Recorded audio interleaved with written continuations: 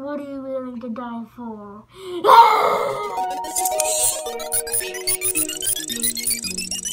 Work, muscle, grind, hustle.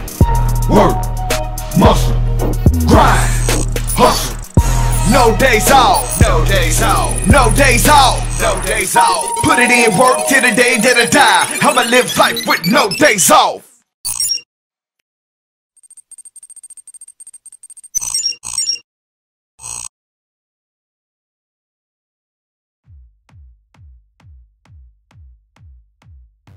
Good morning, family. Today is a brand new day, and perfect love casts out all fear. My shirt says it all. Today I am no longer afraid. I'm not even gonna lie, yesterday was really tough. I had a horrible day. I was struggling all day long for whatever reason. I just felt burden. That overwhelming, creeping feeling of defeat was coming back in my life. But you know what? I kept on. I kept going. I worked through a, workout. I worked through 12 and a half hours of work. I got home and I went to bed. And there is nothing overrated about getting a good night's sleep, I promise, because you wake up refreshed and mercy is brand new every morning. You guys be good to yourselves. Be good to what you're putting into your body, because I promise there is garbage out there that we call food that might taste good for a moment, but I promise you're gonna regret it later, because I used to. Every morning I used to deal with all kinds of muscle pain. I used to deal with all kinds of blood pressure related problems, borderline diabetes, all these horrible things, because it was a direct result of what we call food, or what we used to call food. I promise right now today that if you start treating your body like a platform, treating your body like a temple, like how it's supposed to be treated, it will thank you later. It will thank you in your future and the amazing things that God has in store for your life. Until we start treating our lives like a platform that we want to use to reach people that God's placed in our lives, it will never become a platform.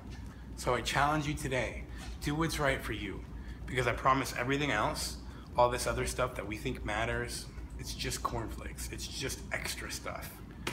Start with you. Start building the foundations in your life that you can live off of the rest of your life. Do what's important for you and keep fighting. I promise it will make a difference. Good morning, family. It is nothing like a 20-minute muscle cramp to wake you up at 4 a.m. It's funny though, because I was gonna be up already, so it kind of worked out. I said all that to say this: if I chose to give up today, if I chose to stop, everything would be in vain up to this point. Everything I've overcome, everything I thought about myself would be completely in vain if I chose to stop here. The blood, the sweat, the tears, the hurt, the pain, the turmoil, the defeat, the overwhelming sense of having something on my heart, having burden, because it's real. It is a burden. It is not something I have to find motivation for. It is something that is an obsession, and it's something I have to go after wholeheartedly. You guys, this is real. This is me, and it's real, and it's now more than ever. I want to encourage you guys, but I also want to challenge you guys. There is a guy that I work with, and for the past year, almost probably once a week at least, he comes up to me and says, hey, I'm gonna get up there with you and I'm gonna work out and I need to lose about 100 pounds, blah, blah, blah. That's great.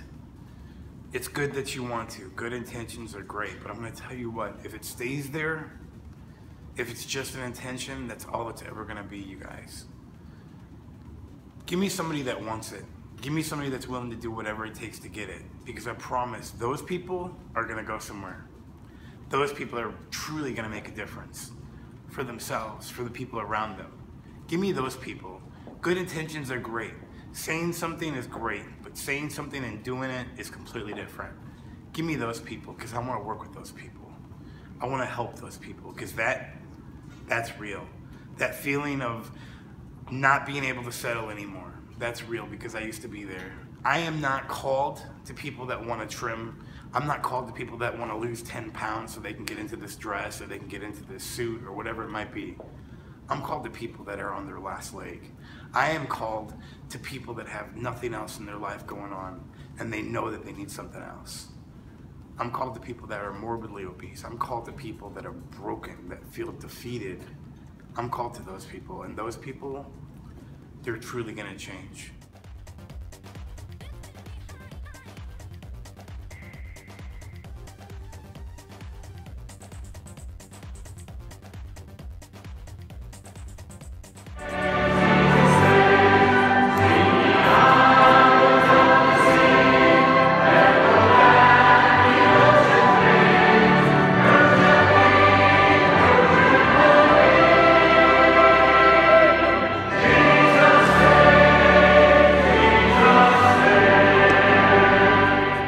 Popular movie called The Purge, the story is set up to where people can get rid of the things that on the inside.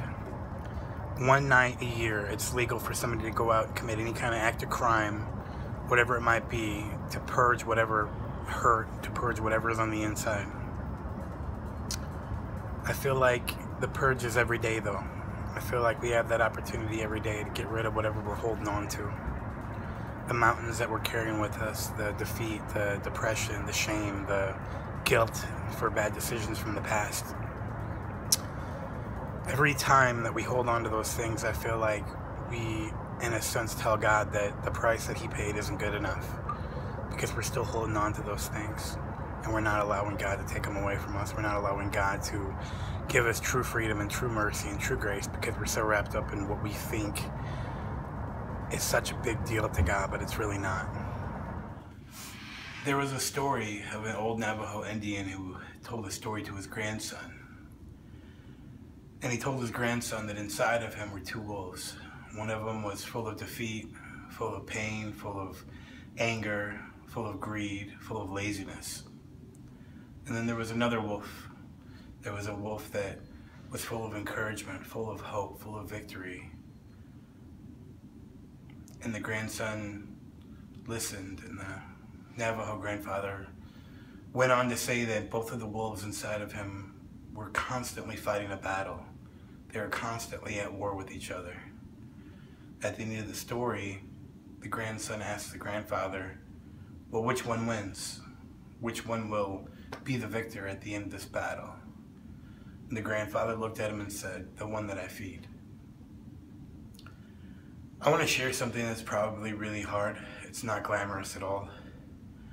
I'm sitting in a hallway sweating profusely after a long workout, but I feel like it's something that needs to be addressed, because even like the worst things that we go through, like our valleys, if we can share what we've gone through, what we've walked through, and it can help somebody else, then it's completely worth it. Because I know there's a lot of people that are battling, there's a lot of people that are suffering out there, and there are things that I've had to overcome. There are things that I've had to, challenge and face head on in my life. And one of those being binge eating. When I started on this journey, I didn't know really what binge eating was, other than it was just part of my lifestyle. Binge eating isn't necessarily sitting down and eating like a ton of food and a whole pizza, but it can be kind of like grazing, where you're just eating all day long and you're not thinking about it, you're just eating. And I dealt with that probably for about 3 or 4 months.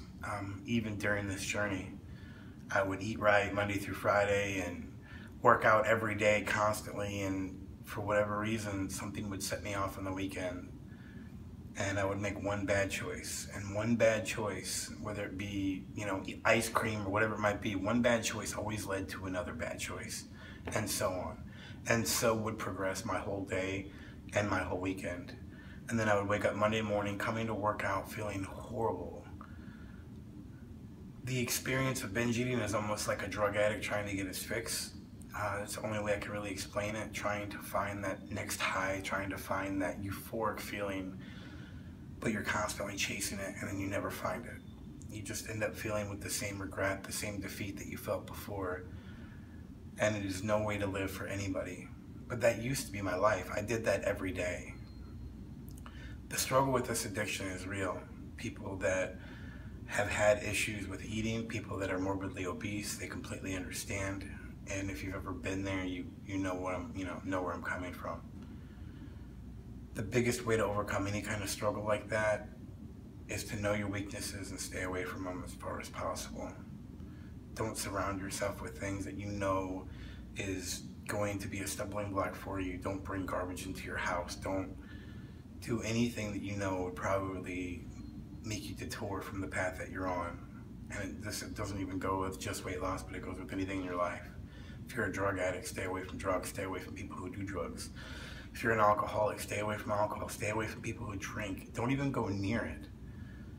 Why would you associate yourself with the valleys that you used to walk? Why would you associate yourself with the defeat that you used to live in? That's not you anymore. There is hope, and there always will be. I'm overcoming this. It's not something I have overcome, and I'm being completely honest. I'm telling you this. But I'm overcoming day by day.